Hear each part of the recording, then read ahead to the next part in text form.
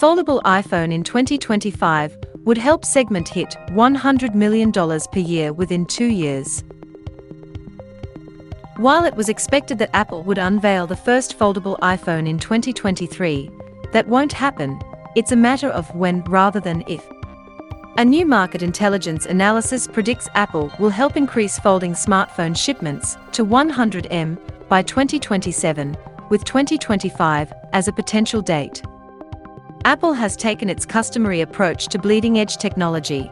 Sit back and watch, let other businesses make the mistakes, and debut only when it can do something much better. Apple's plans.